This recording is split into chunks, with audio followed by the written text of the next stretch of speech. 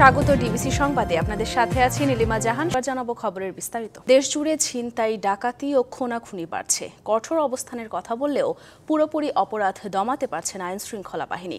গত 7 মাসে খুন 2175 জন। জানুয়ারি ফেব্রুয়ারিতে মব সহিংসতায় নিহত হয়েছে 18 জন।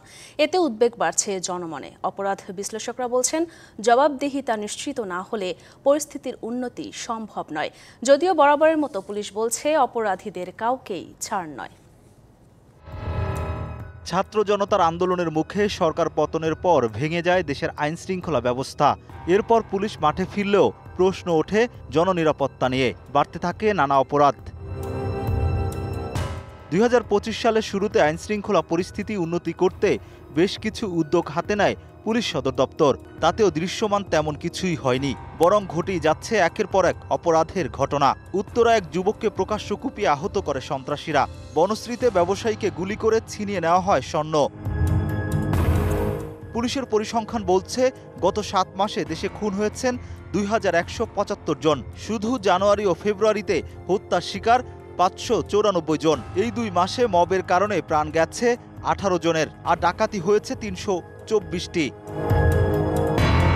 এমন পরিস্থিতিতে সোমবার 127 পুলিশ কর্মকর্তার সঙ্গে বৈঠক করেন প্রধান উপদেষ্টা। সেখানে কথা হয় দেশের আইন শৃঙ্খলা উন্নতির বিষয়ে।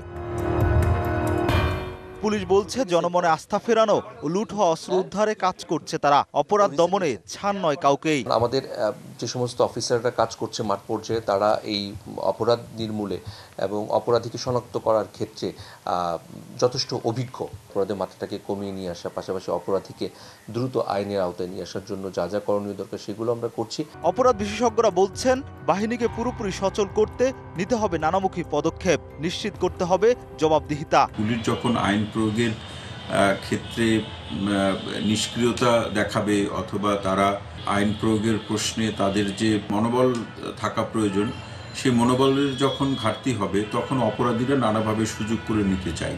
বাস্তব অবস্থা পর্যালোচনা করে জোরালো এবং কার্যকরী পদক্ষেপ বা ব্যবস্থা গ্রহণের মধ্যেই এর সমাধান করতে হবে। এর বিকল্প কোনো উপায় নেই। একই সাথে পুলিশকে জনগণের হয়ে সার্বক্ষণিক মাঠে থাকার আহ্বান অপরাধ বিশেষজ্ঞদের। Rakib Hossain, DBC news, Dhaka. পুলিশকে অবহেলা করে বা পাশ কাটিয়ে দেশ গড়া যাবে না বলে মনে করেন প্রধান উপদেষ্টা ডক্টর মোহাম্মদ ইউনূস। বলেন, আইন ও শৃঙ্খলা না থাকলে যত বড় চিন্তাই হোক, যত টাকাই ঢালুক, কোনো কাজে আসবে না। নতুন বাংলাদেশ গড়তে পুলিশ সদস্যদের গুরুত্বপূর্ণ ভূমিকা পালনের নির্দেশ দিয়েছেন ডক্টর মোহাম্মদ ইউনূস। নিজ কার্যালয়ে 127 পুলিশ কর্মকর্তার সাথে বিশেষ বৈঠকে তিনি এসব কথা বলেন। ছাত্র জনতার অভ্যুত্থানে আওয়ামী লীগ সরকার পতনের পর অনেকটা ভেঙে পড়ে আইনশৃঙ্খলা পরিস্থিতি।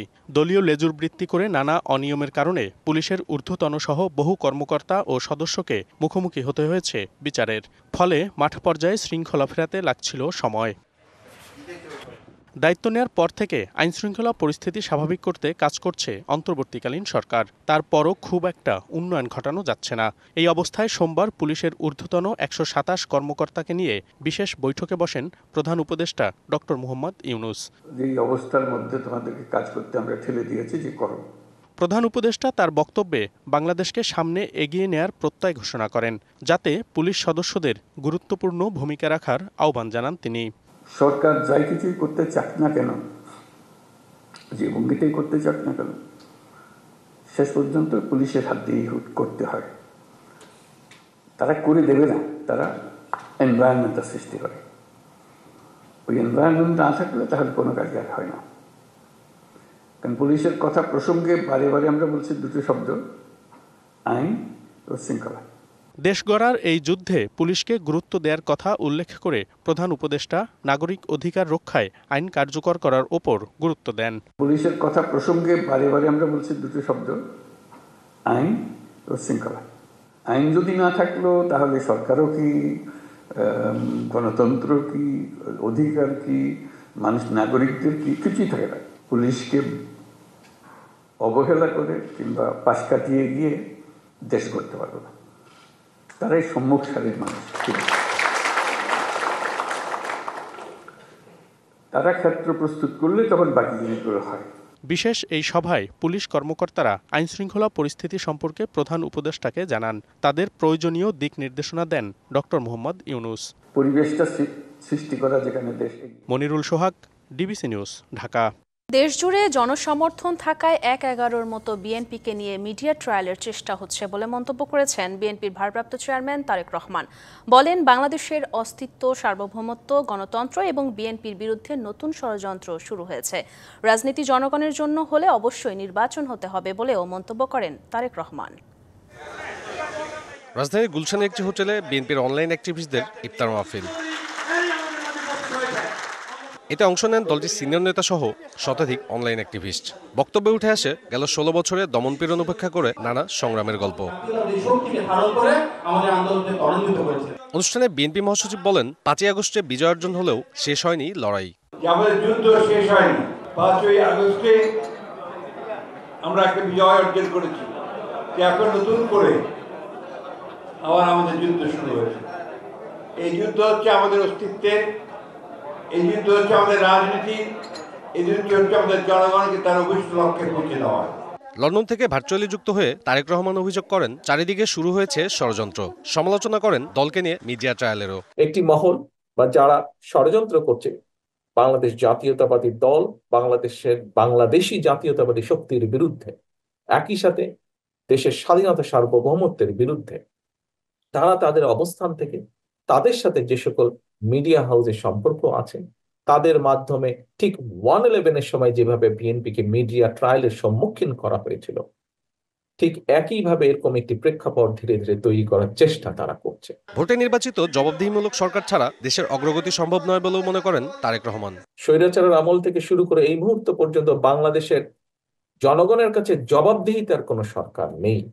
খুব সিম্পলি যদি আমরা বুঝি, যে কোনো জিনিসের যদি বেটারমেন্ট করতে হয়, একটি জিনিসকে যদি ডিসিপ্লিন ওয়েতে নিতে হয়, একটি জিনিসকে যদি সামনের দিকে ভালোর দিকে এগিয়ে নিতে হয়, অবশ্যই জবাবদিহিতা থাকতে হবে। তিনি আরো বলেন, যে কোনো সময়ের চেয়ে এখন অনলাইন অ্যাক্টিভিস্টদের সহযোগিতা বেশি প্রয়োজন। বাংলাদেশ জাতীয়তাবাদী দল তথা বিএনপি সবচেয়ে বেশি অবদান রাখতে সক্ষম হয়েছে। সাব্বির রোজ, ডিবিসি নিউজ, ঢাকা। এখন পর্যন্ত ১১,৭৮৩ প্রবাসীকে ভোটার করা হয়েছে। কাজ চলছে ৭ দেশে, আরও ৩৩ দেশে পর্যায়ক্রমে নিবন্ধন শুরু হবে। ওআইসি-ভুক্ত দেশের মিশন প্রধানদের সাথে বৈঠকে এ তথ্য জানিয়েছে নির্বাচন কমিশন। আর আগামী জাতীয় নির্বাচনে বাংলাদেশকে সব ধরনের সহায়তার প্রতিশ্রুতি দিয়েছেন মিশন প্রধানরা। সোমবার রাজধানীর নির্বাচন ভবনে ওআইসি-ভুক্ত ১০ দেশের মিশন প্রধানদের সাথে বৈঠক করেন প্রধান নির্বাচন কমিশনার এএমএম নাসির উদ্দিনের নেতৃত্বাধীন ৪ কমিশনার এবং কমিশনের ঊর্ধ্বতন কর্মকর্তারা। ঘণ্টাব্যাপী বৈঠকের পর ওআইসি প্রতিনিধিদের পক্ষ থেকে জানানো হয়, বাংলাদেশের আগামী নির্বাচনকে সুষ্ঠু, নিরপেক্ষ ও সুন্দর করতে সব ধরনের সহায়তা অব্যাহত থাকবে। Malaysia is willing to share its experience especially for the overseas voters for a free, fair and credible election. বৈঠক নিয়ে ব্রিফ করেন নির্বাচন কমিশনার অবসরপ্রাপ্ত ব্রিগেডিয়ার জেনারেল আবুল ফজল মোহাম্মদ সানাউল্লাহ। আমাদের প্রবাসীদেরকে ভোট দেওয়ার সুযোগ দিতে চাই, তাহলে কোনো না কোনো একটা অপশন বা সব অপশনের কম্বিনেশন আমাদেরকে নিতে হবে। আর বড় স্কেলে যদি আগামী নির্বাচনে যদি আমরা প্রবাসীদেরকে ভোট দেওয়াতে চাই, তাহলে প্রক্সি ছাড়া আর বিকল্প খুব একটা আছে বলে মনে হচ্ছে না। কারণ বাকি যে দুটো বিকল্প আছে এগুলো পাইলটিং পর্যায়ে যাওয়া যাবে, লার্জ স্কেল ডেপ্লয়মেন্ট হয়তো বা করা যাবে না। পোস্টাল ব্যালটটা আমাদের বর্তমানে অকার্যকরী, কারণ আমাদের হাতে যে সময়টুকু থাকে আপনার ব্যালট পেপার ছাপানোর পরে এবং ভোট গ্রহণের আগ পর্যন্ত, সেই সময়টুকুর মধ্যে এই ব্যালট পাঠিয়ে ভোট সংগ্রহ করে ফেরত এনে ভোট কাউন্টিং সম্ভব নয়। বর্তমান কার্যক্রমের পাশাপাশি কমিশনের বিভিন্ন প্রস্তুতি নিয়ে ওআইসির মিশন প্রধানদের সাথে আলোচনা হয় সভায়। নূপুর মাহমুদ, ডিবিসি নিউজ, ঢাকা। অন্তর্বর্তী সরকারের সংক্ষিপ্ত সময় স্থানীয় নির্বাচন আয়োজন করলে বিলম্বিত হবে জাতীয় নির্বাচন। এছাড়া সীমানা নির্ধারণের ক্ষমতা ইসির কাছে না থাকলে খর্ব হবে সাংবিধানিক ক্ষমতা। এনআইডি কার্যক্রম রাখতে হবে ইসির অধীনে। জাতীয় ঐকমত্য কমিশনকে এসব জানিয়ে চিঠি দিয়েছে নির্বাচন কমিশন। চিঠিতে আরও বলা হয়, সুষ্ঠু নির্বাচনের গ্রহণযোগ্যতার সার্টিফিকেশন অগ্রহণযোগ্য। নির্বাচন কমিশনকে সংসদীয় কমিটির কাছে দায়বদ্ধ করলে ইসির ওপর অন্যায় প্রভাব বাড়বে। নির্বাচন কমিশনের বিরুদ্ধে অভিযোগ সংসদীয় কমিটির মাধ্যমে তদন্ত করলে খর্ব হবে স্বাধীনতা। প্রার্থীদের যোগ্যতা অযোগ্যতা নিয়ে সংস্কার কমিশনের সুপারিশ অসৎ উদ্দেশ্যে ব্যবহার হতে পারে বলে আশঙ্কা করছে নির্বাচন কমিশন। অনলাইনে মনোনয়ন জমার সুযোগ না থাকলে 2014 সালের নির্বাচনের পুনরাবৃত্তি হতে পারে। প্রধান নির্বাচন কমিশনার ও নির্বাচন কমিশনারদের প্রস্তাবিত আচরণবিধি বাস্তবায়ন হলে তিক্ততা ও অস্থিরতা বাড়াবে। বাংলাদেশে ধর্মীয় সংখ্যালঘু নিপীড়ন নিয়ে গভীরভাবে উদ্বিগ্ন যুক্তরাষ্ট্র। ভারত সফরে দেশটির গণমাধ্যম এনডিটিভিকে দেয়া সাক্ষাৎকারে একথা জানিয়েছেন মার্কিন গোয়েন্দা প্রধান তুলসী গ্যাবার্ড।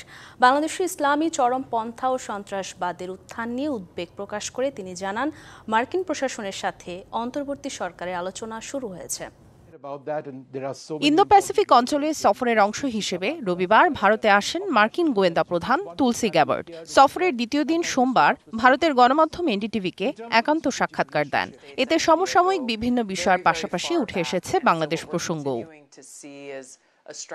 এনডিটিভির পক্ষে ভারতীয় সংবাদ উপস্থাপক এবং সাংবাদিক বিষ্ণু সোম তাঁর সাক্ষাৎকার নেন। তিনি তুলসী গ্যাবার্ডকে প্রশ্ন করেন, বাংলাদেশের রাজনৈতিক পট পরিবর্তনের পর সহিংসতার অনেক খবর পাওয়া যাচ্ছে, সংখ্যালঘু নির্যাতনের তথ্যও আসছে। যুক্তরাষ্ট্র এ ব্যাপারে উদ্বিগ্ন কিনা? জবাবে মার্কিন গোয়েন্দা প্রধান জানান, বাংলাদেশের পরিস্থিতি নিয়ে যুক্তরাষ্ট্র গভীরভাবে উদ্বিগ্ন। And killing and abuse of religious minorities, Hindus, Buddhists, Christians, Catholics, and others, has been a major area of concern for the United States government. বাংলাদেশে ইসলামী চরমপন্থা ও সন্ত্রাসবাদের উত্থান প্রসঙ্গেও মন্তব্য করেন তুলসী Gabbard. The talks are just beginning between President Trump's new cabinet coming in and the government of Bangladesh, but this continues to remain a central focus area of concern. বিশ্বজুড়ে কট্টর ইসলামপন্থী সন্ত্রাসবাদ নির্মূলে Trump প্রশাসন প্রতিশ্রুতিবদ্ধ বলেও জানান মার্কিন গোয়েন্দা প্রধান। সামিয়া জান্নাহ, ডিবিসি নিউজ ডেস্ক। শিশু ধর্ষণের বিচার দ্রুত সম্পন্ন করতে বিশেষ ট্রাইব্যুনাল গঠনের বিধান রেখে বৃহস্পতিবারের মধ্যে সংশোধন হচ্ছে আইন। নারী ও শিশু নির্যাতন দমন আইনে বিচার ও তদন্তের সময় কমিয়ে আনা হচ্ছে। এছাড়া ডিএনএ প্রতিবেদন ছাড়াই বিচারিক কার্যক্রম চলমান রাখার বিধানও থাকছে। একের পর এক নারী ও শিশু নির্যাতন এবং ধর্ষণের ঘটনায় দেশজুড়ে চলছে তোলপাড়। ধর্ষণ নির্যাতন বেড়ে যাওয়ায় উদ্বেগের পাশাপাশি শিক্ষা প্রতিষ্ঠান সহ বিভিন্ন এলাকায় চলে প্রতিবাদ বিক্ষোভ। এই বাস্তবতায় সোমবার দুপুরে নারী ও শিশু ধর্ষণের বিষয়টিকে গুরুত্ব দিয়ে বিশেষ সভায় বসেন উপদেষ্টারা। পরে রাজধানীর ফরেন সার্ভিস একাডেমিতে সংবাদ সম্মেলনে আসেন দুই উপদেষ্টা ও প্রধান উপদেষ্টার প্রেস সচিব। এ সময় পরিবেশ উপদেষ্টা জানান, নারী ও শিশু নির্যাতন দমন আইনের বেশ কিছু সংশোধনী প্রস্তাব এসেছে। যাচাই বাছাইয়ের পর হবে চূড়ান্ত অনুমোদন। ধর্ষণ মামলার বিচারিক কার্যক্রম সচল রাখতে ঢাকার বাইরে আরও 2টি ডিএনএ ল্যাব স্থাপনের কথাও জানান তিনি। বেশ কিছু গুরুত্বপূর্ণ সংশোধন আইন মন্ত্রণালয়ের পক্ষ থেকে উত্থাপন করা হলে আমাদের ক্যাবিনেট সেটার নীতিগত অনুমোদন দেয়। ইতোমধ্যে আমরা কিছু মতামত পেয়েছি, যে মতামতগুলো পেয়েছি এগুলো যাচাই বাছাই করব আমরা কাল পরশু, এবং বৃহস্পতিবারে এই অ্যামেন্ডমেন্টে আমরা চূড়ান্তভাবে অনুমোদন দেবে বলে আশা করছি। আইন উপদেষ্টা জানান, শিশু ধর্ষণের ঘটনায় বিশেষ ট্রাইব্যুনালের বিধান রেখে বিচার ও তদন্তের সময় কমানো হচ্ছে। বিয়ের প্রলোভন দেখিয়ে সম্মতি নিয়ে প্রতারণামূলকভাবে হোক বা বিয়ের প্রলোভন নিয়ে হোক সম্মতিক্রমে যেই ধর্ষণের ঘটনাগুলোর বিচার, সেটা একটা আলাদা অপরাধ। সম্মতি ব্যতি রেখে যে ধর্ষণ, সেটার ক্ষেত্রে বিচার এবং তদন্তের সময় কমানো হয়েছে। আমরা এটার উপর সর্বোচ্চ গুরুত্ব দিচ্ছি। উপদেষ্টা পরিষদের বিশেষ এ সভায় দেশের বিভিন্ন স্থানে মাজার ভাঙার বিষয়েও আলোচনা হয়। Farhaduzzaman, DBC news, Dhaka.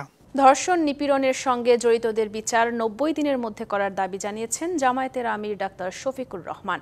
আর শাস্তি যেন দৃষ্টান্তমূলক হয় সেই তাগিদও দেন তিনি। দুপুরে বরগুনায় টাউন হলের পথসভায় তিনি এ দাবি জানান।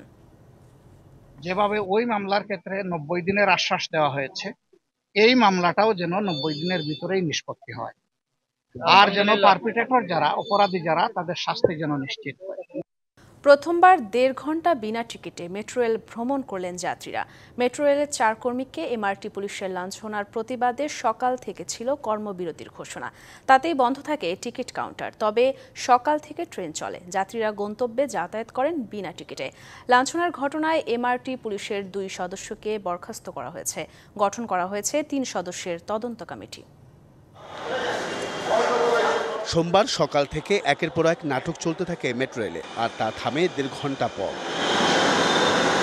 সকাল 8টায় যাত্রীরা স্টেশনে এসে দেখেন ম্যানুয়াল টিকিট কাউন্টার বন্ধ, তবে ট্রেন চলছে। MIT পাস আর টিকিট ছাড়াই তারা চলে যেতে পারছেন প্ল্যাটফর্মে। কিছুক্ষণ পর চালু হয় সক্রিয় টিকিট বিক্রির বুথ, আর বিভিন্ন স্টেশনে একে একে যোগ দিতে থাকেন কর্মকর্তা কর্মচারীরা। 1.5 ঘন্টা অতিক্রমের পর কর্মবিরতি প্রত্যাহার করেন কর্মকর্তা কর্মচারীরা, তবে এরই মধ্যে নাটকীয়তা চলছেই। তখন পর্যন্ত সব স্টেশনে সবাই কাজ শুরু করেননি। অনেকক্ষণ ধরে দাঁড়ায় থাকতে হয়েছে আর কি, সঠিক আমরা জানতাম না। এই অবস্থাটা দেখে খুবই মর্মাহত। রাষ্ট্রীয় সম্পদ সবার জন্য এটা খুবই ক্ষতিকর, আমরা এটা চাই না। এটা 2 দিন পরে পরে জিম্মি করা, এটাকে আমরা কঠোরভাবে এটা করি। এদিকে সচিবালয় স্টেশন পরিদর্শনে এসে DMTCL এর ব্যবস্থাপনা পরিচালক বলেন, মেট্রো রেলের 4 কর্মীদের লাঞ্ছিত ঘটনায় ব্যবস্থা নেওয়া হয়েছে। বরখাস্ত করা হয়েছে MRT পুলিশের 2 জনকে। কার কর্মবিরতি বা অন্য কিছু জানানো হয় নাই। সকালে একটা প্রেস রিলিজ দেখি, প্রেস রিলিজটা কিভাবে গেল এটা আমি জানি না। আমরা ইমিডিয়েটলি অলরেডি সাসপেন্ড করা হয়েছে এবং একজনকে ক্লোজ ডাউন করা হয়েছে। 3 সদস্যের মিনিস্ট্রি থেকে হাই পাওয়ার কমিটি একটা করে দেওয়া হয়েছে অলরেডি, যেখানে পুলিশ থাকবে, আমি থাকবো বা আমরা টিম থাকবে, আর মিনিস্ট্রি থেকে লোক থাকবে। তিনি জানান, কর্তৃপক্ষ দ্রুত পদক্ষেপ নেয়, চলাচলে কোনো সমস্যা হয়নি মেট্রো রেলের। Ariful Islam, DBC news, Dhaka. পশু চিকিৎসার জন্য বরাদ্দ দেয়া ভেটেরিনারি ক্লিনিক অন্য কাজে ব্যবহার না করতে কর্মকর্তাদের নির্দেশ দিয়েছেন মৎস্য প্রাণী সম্পদ উপদেষ্টা ফরিদা আক্তার। একই সাথে এসব ক্লিনিকের প্রান্তিক খামারিদের জন্য ব্যবহারের নির্দেশ দেন তিনি। মহাখালীর প্রাণী সম্পদ গবেষণা ইনস্টিটিউট LRI অডিটোরিয়ামে উপজেলা পর্যায়ে মোবাইল ভেটেরিনারি ক্লিনিক বিতরণ অনুষ্ঠানে এসব কথা বলেন তিনি। অনুষ্ঠানে কর্মকর্তাদের হাতে 115টি ভেটেরিনারি ক্লিনিকের চাবি তুলে দেওয়া হয়। পরবর্তীতে পশুর চিকিৎসার জন্য নৌপথে ভেটেরিনারি সেবা চালুর তাগিদ দেন উপদেষ্টা।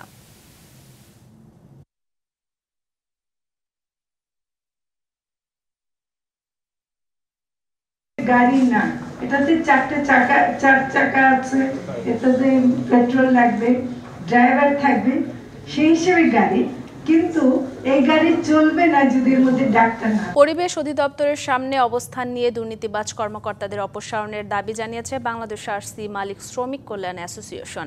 সংগঠনটির নেতারা বলেন, ব্রামার সাবেক সভাপতি আসাদুজ্জামান ও পরিবেশ অধিদপ্তরের বায়মান শাখার পরিচালক জিয়াউল হক সহ দুর্নীতিবাজ কর্মকর্তারা সিন্ডিকেট করে কুলিং গ্যাসের দাম বাড়িয়েছেন। গত সরকারের আমলে হাজার হাজার কোটি টাকার দুর্নীতি ও লুটপাট করেছে তাদের সিন্ডিকেট। এ সময় সঠিক তদন্ত করে তাদের আইনের আওতায় আনার দাবি জানানো হয়। দ্রুত দাবি না মানলে ঈদের পর বৃহত্তর কর্মসূচি দেওয়ার হুঁশিয়ারি দেন তারা। অধিকারগুলোকে না মেনে গ্যাসের জন্য আলাদাভাবে অনুমোদন দেওয়ার জন্য পায়তারা চলতেছে। সেজন্য আমরা এই রমজানে কষ্ট করে আমরা এখানে উপস্থিত হয়েছি। তাহলে আমাদের উদ্দেশ্য ছিল না যে রমজানে কাউকে কষ্ট দেওয়ার। আমরা ঈদের পরে আন্দোলনে যাব এবং কঠোর আন্দোলনে যাব। গোপালগঞ্জে বর্তমান ও সাবেক ইউপি মেম্বারের সমর্থকদের সংঘর্ষে অন্তত 10 জন আহত হয়েছে। সদর উপজেলার বোরাশি ইউনিয়নের ভেন্নাবাড়ি গ্রামে এই সংঘর্ষ হয়। এলাকাবাসী জানায়, আধিপত্য বিস্তারকে কেন্দ্র করে বর্তমান ইউপি সদস্য মিটু মোল্লার সাথে সাবেক সদস্য আলিম মোল্লার দীর্ঘদিন ধরে দ্বন্দ্ব চলছিল। এরই জেরে রাত 8টার দিকে মিটু মোল্লার নেতৃত্বে একদল লোক আলিম মোল্লা সহ তার লোকজনের ওপর চড়াও হয়। এক পর্যায়ে 2 পক্ষের লোকজন সংঘর্ষে জড়ায়। পরে পুলিশ গিয়ে পরিস্থিতি শান্ত করে। আহতদের মধ্যে 5 জনকে গোপালগঞ্জ জেনারেল হাসপাতালে চিকিৎসা দেওয়া হচ্ছে। ঈদ উপলক্ষে কেনাকাটায় ব্যস্ত নগরবাসী। ক্রেতা ও দর্শনার্থীর ভিড়ে জমে উঠেছে বিপণী বিতানগুলো। ক্রেতাদের চাহিদার কথা মাথায় রেখে আকর্ষণীয় নানা ছাড় নিয়ে এসেছেন ব্যবসায়ীরা, যা আগ্রহের সাথে লুফে নিচ্ছেন ক্রেতারাও। ঈদ মানেই নতুন সব, তাই ঈদের কেনাকাটায় জমে উঠেছে রাজধানীর শপিং মলগুলো। প্রতি বছর ঈদকে সামনে রেখে শপিং মলগুলোর দোকানগুলো হাজির হয় নানা ছাড়ের পসরা নিয়ে। এবছরও তার ব্যতিক্রম নয়। ক্রেতা আকর্ষণের জন্য নানা ধরনের ছাড় দিচ্ছে ফ্যাশন হাউসগুলো। কেউ কেউ আবার ভ্যাট পণ্যের মূল দামের সঙ্গে জুড়ে দিয়েছে। শিক্ষার্থীদের জন্য রয়েছে বিশেষ ছাড়। যারা স্টুডেন্ট আইডি কার্ড আছে, তারা যদি স্টুডেন্ট আইডি কার্ডটা আমাদের এখানে শো করে, তাহলে পরে তারা একটা স্পেশালি ডিসকাউন্ট পেয়ে যাচ্ছে। ঈদ উপলক্ষে নবরূপার কিছু সংখ্যক প্রোডাক্টে ডিসকাউন্ট দিয়েছে, সে তার মধ্যে পাঞ্জাবি আছে, বাচ্চাদের পাঞ্জাবি আছে, 3 পিস আছে, কিছু শাড়ি আছে। পছন্দের ব্র্যান্ডের পণ্য ডিসকাউন্টে কিনতে পেরে খুশি ক্রেতারাও। ট্রেনের যে 5% ছাড় রাখছে স্টুডেন্টের জন্য, এই জিনিসটা খুব ভালো লাগছে, আর এই জন্যই বিশেষ করে আসা। একটা সালোয়ার কামিজ নিয়েছি 7,500 পড়েছে, ওখানে 10% ডিসকাউন্ট পেয়েছি, ভালোই লেগেছে। আমি একটা শার্ট নিয়েছি আমার বোনের হাজব্যান্ডের জন্য, তো অফার আপাতত নেই, কিন্তু অনেক সুন্দর কালেকশন এবার। ঈদ উপলক্ষে যে একটা ফ্ল্যাট ডিসকাউন্ট থাকে, ওর ধরনের কোনো ডিসকাউন্ট আমি পাইনি, আর ভ্যাটটা দিতেও কোনো সমস্যা নেই, কিন্তু যদি একটু ডিসকাউন্টের ব্যবস্থা থাকতো আমার মনে হয় সেটা ভালো হতো। তবে কম দামে জিনিস কিনতে পারার খুশি যেমন, তাদের তেমনই আছে অভিযোগও। ক্রেতাদের দাবি ছাড়ের পরও বাড়তি দামেই বিক্রি হচ্ছে অনেক পণ্য। Manjuma Afroz, Nilima, DBC news, Dhaka. লোহিত সাগরে জাহাজে হামলা বন্ধ না হওয়া পর্যন্ত ইয়েমেনের হুতি বিদ্রোহীদের বিরুদ্ধে অভিযান অব্যাহত রাখবে মার্কিন যুক্তরাষ্ট্র। স্থানীয় সময় রবিবার এই ঘোষণা দিয়েছেন যুক্তরাষ্ট্রের প্রতিরক্ষামন্ত্রী পিট হেগসেথ। এদিকে মার্কিন হামলা চলমান থাকলে পাল্টা হামলা অব্যাহত রাখার ঘোষণা দিয়েছে হুতিরা। লোহিত সাগরে জাহাজ চলাচলে যুক্তরাষ্ট্র ও ইয়েমেন হুতিদের মধ্যে চলছে পাল্টাপাল্টি হামলা। শনিবার রাতে হুতিদের লক্ষ্য করে হামলা চালিয়েছে যুক্তরাষ্ট্রের সামরিক বাহিনী। হামলায় নিহত হয়েছে অন্তত 53 জন, যাদের মধ্যে 5 শিশু ও 2 জন নারী রয়েছে। আহত হয়েছে আরও 98 জন। এ হামলা কয়েক সপ্তাহ চলতে পারে বলে জানিয়েছে যুক্তরাষ্ট্র। মার্কিন প্রেসিডেন্ট ডোনাল্ড ট্রাম্প 20 জানুয়ারি ক্ষমতা গ্রহণের পর এ হামলা হুতিদের বিরুদ্ধে যুক্তরাষ্ট্রের সবচেয়ে বড় সামরিক অভিযান। এদিকে হুতির রাজনৈতিক ব্যুরো যুক্তরাষ্ট্রের এ হামলাকে যুদ্ধ অপরাধ বলে মন্তব্য করেছে। হামলা বন্ধ করতে ওয়াশিংটনের প্রতি আহ্বান জানিয়েছে মস্কো। ইয়েমেনি সশস্ত্র বাহিনী আল্লাহর উপর ভরসা রেখে এই অপরাধমূলক আগ্রাসনের মোকাবিলা করছে এবং এ হামলার উপযুক্ত জবাব দিচ্ছে, এবং আমাদের দেশের বিরুদ্ধে আগ্রাসন অব্যাহত থাকলে হামলা আরও জোরদার করা হবে। 1 দশকের বেশি সময় ধরে সশস্ত্র সংগ্রাম চালিয়ে আসছে হুতিরা। ইয়েমেনের বেশিরভাগ এলাকা বর্তমানে তাদের দখলে। 2023 সালের নভেম্বর থেকে লোহিত সাগরে বাণিজ্যিক জাহাজ লক্ষ্য করে তারা শতাধিক হামলা চালিয়েছে। Nahida Rinthi, DBC news desk. Gaza issue নিয়ে মার্কিন রাষ্ট্রদূত স্টিভ উইটকফের ব্রিজিং প্রস্তাবের ভিত্তিতে আবারও আলোচনায় বসতে রাজি ইসরায়েল। এ প্রস্তাবেই 11 বন্দী মুক্তির বিষয়টি অন্তর্ভুক্ত আছে। এদিকে মার্কিন প্রস্তাবে ইসরায়েল ও হামাসের মধ্যে চুক্তির প্রথম ধাপ এপ্রিলের মাঝামাঝি পর্যন্ত বাড়ানো হবে বলে জানিয়েছে আল জাজিরা। যদিও হামাস চায় যুদ্ধবিরতির দ্বিতীয় ধাপ বাস্তবায়নে আলোচনায় বসতে। মিশরীয় কর্মকর্তাদের সাথে গাজা যুদ্ধবিরতির বিস্তারিত আলোচনা করতে কায়রোতে আছেন ইসরায়েলের একটি প্রতিনিধি দল। গাজায় যুদ্ধবিরতির পর থেকে এ পর্যন্ত ইসরায়েলি হামলায় প্রাণ গেছে শতাধিক ফিলিস্তিনির। গেল 2 মার্চ থেকে তেল আবিবের অবরোধের কারণে কোনো খাদ্য প্রবেশ করেনি গাজায়, যার ফলে দেখা দিয়েছে তীব্র খাদ্য সংকট।